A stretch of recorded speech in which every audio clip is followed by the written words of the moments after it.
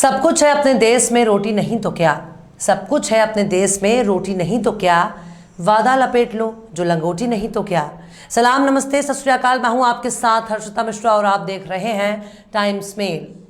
देश और दुनिया की सबसे बड़ी सियासी पार्टी ने चारों दिशाओं में अपना डंका बचा रखा है। यूं समझ लीजिए, जिन राज्यों में कांग्रेस की सरकारें मौजूद हैं उनमें भी बीजेपी के लिए एक अलग ही प्यार नजर आता है। विपक्ष का हर नेता भाजपाई बनने के लिए बस एक फोन कॉल का इंतजार कर रहा होता है। बीजेपी ही एकमात्र ऐसी पार्टी है जहां काबिल नेताओं की कोई कमी नहीं। बेहतरीन से बेहतरीन मुख्यमंत्री मौजूद हैं, शानदार से शानदार डिप्टी सीएम मौजूद हैं, ईमानदार सांसद विधायक की कोई कमी नहीं है। इसके बावजूद भी अगर सीएम, डिप्टी सीएम, एमपी और एमएलए की जरूरत पड़ती है तो बीजेपी दूसरी पार्टी के नेताओं के लिए साल के 365 दिन, हफ्ते के 7 दिन और 24 घंटे बाहें फैलाए रखती है। बीजेपी को चुनाव में हराना फिलहाल विपक्ष के बस की बात नहीं रह गई है। सबसे खास बात यह है कि एक साल पहले ही राज्य में बीजेपी के पक्ष में माहौल बनना शुरू हो जाता है। अचानक से नौजवानों में हिंदुत्व जग जाता है। बीजेपी के नेता धीरे धीरे मंदिरों में जाना शुरू कर देते हैं। चंदे चढ़ावे, फूल माला में झूलते रहना बीजेपी नेताओं का शौक बन चुका है। अक्सर चुनाव से पहले ही हिंदू खतरे में पड़ जाता है और चुनाव के बाद ही ये भयानक खतरा अगले चुनाव तक टल जाता है। लेकिन कर्नाटक एक ऐसा सूबा बनता जा रहा है जहां आए दिन कोई न कोई आग लगी होती है। कर्नाटक में धर्म के आधार पर नफरत का बोलबाला बढ़ता ही जा रहा है। कर्नाटक में बीजेपी एड़ियां रगड़ रगड़ कर सत्ता के लिए संघर्ष कर रही है, क्योंकि बीजेपी नेताओं को दोबारा सत्ता में आने के लिए केवल धर्म का रास्ता ही बचता है। लेकिन इस रास्ते पर चलने के लिए नफरत की सियासत होना भी बहुत जरूरी है, जिसकी बुनियाद पर पड़ोसी को पड़ोसी लड़ाया जाता है। सबसे खास बात यह है कि धर्म के नाम पर नफरत की सियासत में मुस्लिमों को बलि का बकरा बनाया जाता है और मुस्लिमों को ही बहुत बड़ा खतरा बताकर बहुसंख्यक समुदाय को भड़काने की कोशिश होती है। धर्म के आधार पर कर्नाटक में मुस्लिमों के आर्थिक बहिष्कार का खेल कई महीनों पर सामने आ चुका है। फलों के कारोबार पर मुस्लिमों का वर्चस्व है, इसलिए उनकी दुकानों के बायकॉट की घटना भी कुछ महीने पहले देख चुके हैं। पूरे देश में कर्नाटक ही अकेला ऐसा राज्य है हिजाब के नाम पर लड़कियों को स्कूल आने से रोक दिया गया। कर्नाटक ही एकमात्र ऐसा राज्य है जहां लड़कियों के हिजाब के विरोध में लड़कों ने मोर्चा संभाला हुआ है। हमारा दावा है कि वो दिन दूर नहीं जब लड़कियों के बिंदी और सैंडल पहनने के विरोध में कर्नाटक के लड़के भी साड़ी, सूट, सलवार, बिंदी लगाकर मोर्चा संभालेंगे। लेकिन जरा ठहरिए, अभी अभी हमने आज़ादी का 75वां सालगिरह मनाया है। देशभक्ति को साबित करने के लिए हर घर तिरंगा अभियान चलाया गया है। लेकिन कर्नाटक में अंधभक्तों की देशभक्ति बहुत आहत हो रही है। अंधभक्तों के पास आज़ादी का एक भी क्रांतिकारी मौजूद नहीं है जिसे वो अपना हीरो बता सके। सावरकर ही एकमात्र उनका हीरो है जिसकी देशभक्ति पर ढेर सारे सवाल हैं। लेकिन कर्नाटक का अंधभक्त धर्म के आधार पर अंग्रेजों के छक्के छुड़ाने वाले जंग आज़ादी के हीरो शेर मैसूर टीपू सुल्तान का विरोध कर रहे हैं। बेचारे अंधभक्त टीपू सुल्तान के नाम पर आंखें तरे रहे हैं, जबकि टीपू सुल्तान ने अंग्रेजों से लड़ते लड़ते शहादत पाई है। टीपू सुल्तान वो शेर है जिन्हें मैदाने जंग में शहादत मिली है।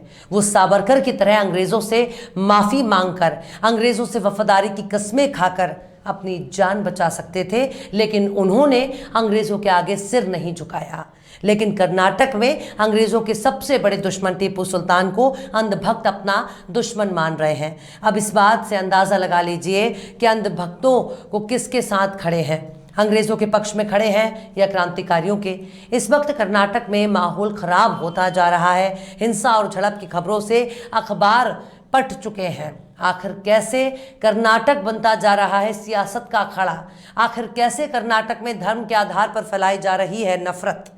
आखिर कैसे अंधभक्त कर रहे हैं टीपू सुल्तान का विरोध? बताएंगे आपको और भी बहुत कुछ। लेकिन आप अगर हमारे चैनल पर नए हैं और पहली बार हमारी वीडियो को देख रहे हैं तो आप हमारे चैनल टाइम्स मेल को सब्सक्राइब कर लें, वीडियो को लाइक कर दें और बेल आइकन का नोटिफिकेशन बटन भी प्रेस कर दें ताकि बिना देरी हमारी हर खबर आपको मिलती रहे। लौटते हैं अब खबर की तरफ। कर्नाटक के शिवमोगा और मैंगलुरु में इस वक्त सांप्रदायिक अखाड़े में तब्दील कर दिया गया है। 15 अगस्त की शाम सांप्रदायिक तनाव पैदा हो गया। शिवमोगा में 2 गुटों में झड़प हो गई। अमीर अहमद सर्कल में सावरकर और टीपू सुल्तान समर्थक में पोस्टर लगाने को लेकर विवाद हो गया, जिसके बाद पूरे इलाके में हिंसक झड़पों की खबर आने लगी। विवाद को बढ़ता देख प्रशासन ने फिलहाल उस जगह पर राष्ट्रीय ध्वज लगा दिया है जहां सावरकर और टीपू समर्थक फ्लैक्स लगाने चाहते थे। दोनों पक्षों को रोकने के लिए पुलिस को लाठीचार्ज भी करना पड़ा। फिलहाल पूरे इलाके में कर्फ्यू लगा दिया गया है। मीडिया रिपोर्ट्स के मुताबिक स्वतंत्रता दिवस समारोह के मौके पर शिमोगा के अमीर अहमद सर्कल में सावरकर की तस्वीर वाला एक बैनर लगाए जाने के बाद ये तनाव पैदा हो गया। मंगलवार को स्वतंत्रता दिवस के दिन कर्नाटक के शिमोगा जिले में हुई चाकूबाजी की घटनाएं भी सामने आई हैं। इस मामले में पुलिस ने 4 लोगों को गिरफ्तार कर लिया है। शिमोगा के पुलिस अधीक्षक लक्ष्मी प्रसाद ने बताया कि मौजूदा हालात को देखते हुए हमने शिमोगा शहर और भद्रावती में धारा 144 लागू कर दी है। हालात अब पुलिस के कंट्रोल में हैं और हम मामले की विस्तार से जांच करेंगे। लक्ष्मी प्रसाद ने आगे बताया कि शहर में शनिवार को भी इसी तरह की घटना हुई थी, जब सावरकर की तस्वीर को लेकर एक मॉल में बहस छिड़ी गई थी। एसपी प्रसाद ने बताया कि सोमवार को शहर में चाकूबाजी की 2 घटनाएं हुई। हालांकि अभी हम इस बात की जांच कर रहे हैं कि क्या ये हत्याएं इसी झड़प से जुड़ी हैं या फिर कोई और मामला है। उन्होंने बताया कि हमारे पास चाकू घोंपने की जानकारी है। घायलों को अस्पताल में भर्ती कराया गया है। हम जांच करेंगे कि क्या छुरा घोंपने से संबंधित है। मीडिया रिपोर्ट्स के मुताबिक सोमवार को स्वतंत्रता दिवस समारोह के मद्देनजर एक गुट ने सावरकर का पोस्टर आमिर अहमद सर्कल पर लगे बिजली के खंभे के टॉप पर बांधने की कोशिश की थी, जिस पर दूसरे ग्रुप ने ऐतराज जताया था। दूसरा समूह वही टीपू सुल्तान का पोस्टर लगाना चाहता था। मीडिया रिपोर्ट्स में यह भी बताया गया है कि कथित तौर पर कुछ लोगों द्वारा पोस्टर को बदलने या क्षतिग्रस्त करने का प्रयास भी किया गया था, जिससे इलाके में तनाव फैल गया, क्योंकि दोनों पक्षों के लोग बड़ी संख्या में वहां जमा हो गए थे। इस मामले में बीजेपी और अन्य हिंदू समूहों ने विरोध प्रदर्शन किया और मांग की है कि उन्हें सावरकर का पोस्टर लगाने की अनुमति दी जाए और उनके आदर्श का अपमान करने के लिए दूसरे समूह के खिलाफ एक्शन लिया जाए।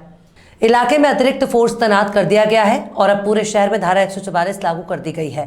शिवमोगा वही शहर है जहां बीते 23 जून को बीजेपी नेता मोहम्मद अनवर की चाकू मारकर हत्या कर दी गई थी।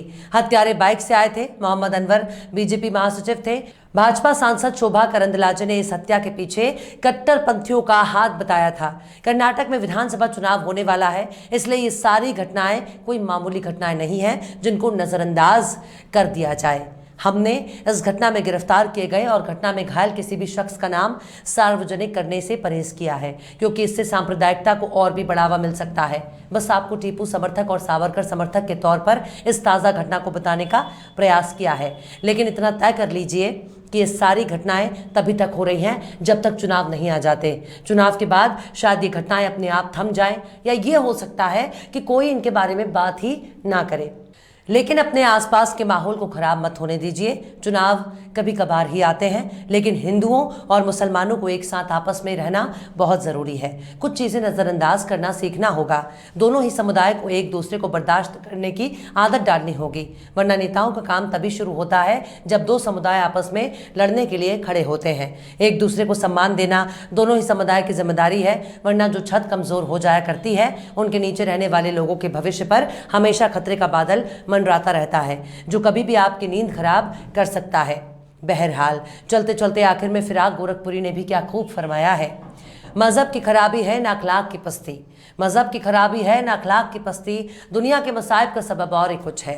फिलहाल इस वीडियो में बस इतना ही। ये वीडियो आपको कैसा लगा कमेंट बॉक्स में आप जरूर बताइएगा। वीडियो पसंद आए तो लाइक करें। हमारे वीडियो लिंक को फेसबुक, ट्विटर, व्हाट्सएप पर अपने रिश्तेदार यार दोस्तों को भी शेयर करें और बेबाक, निष्पक्ष, स्वतंत्र पत्रकारिता को सपोर्ट करने के लिए आप हमारे यूट्यूब चैनल टाइम्स मेल को जरूर सब्सक्राइब करें। और हाँ, बेल आइकन की घंटी वाली बटन भी आप जरूर से दबा दें ताकि आपको हमारे आने वाले नए वीडियो की नोटिफिकेशन फौरन ही मिल जाए। फिर मिलते हैं किसी और वीडियो में एक नई खबर के साथ। हर्षिता मिश्रा को दीजिए इजाजत। जय हिंद। ये बनारस है, बनारस यानी गलियों का शहर। ये बनारस है घाटों का शहर।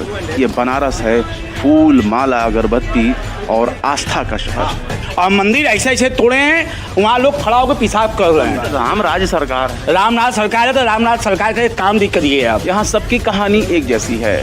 पूरे महीने में 2-4 हज़ार रुपया भी बिक जाए तो बहुत बड़ी बात है। लेकिन सवाल है कि आखिर जो दुकान उजड़ गए उसका विकल्प उनको क्या दिया गया। हम लोग का दिल जानता है मंदिर बना बहुत अच्छी चीज़ है। आज बनारस को एक दुर्लभ चीज़ मिल गई। एक तरफ महंगाई से जनता त्रस्त है, वहीं दूसरी तरफ पेट की आग भी एक बड़ी समस्या है।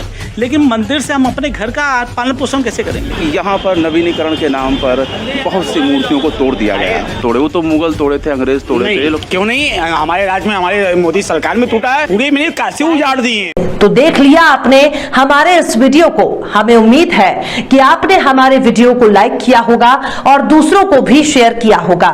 अगर अभी तक आपने हमारे चैनल टाइम्स मेल को सब्सक्राइब नहीं किया है तो जल्दी से सब्सक्राइब कर दें और बेल आइकन भी प्रेस कर दें।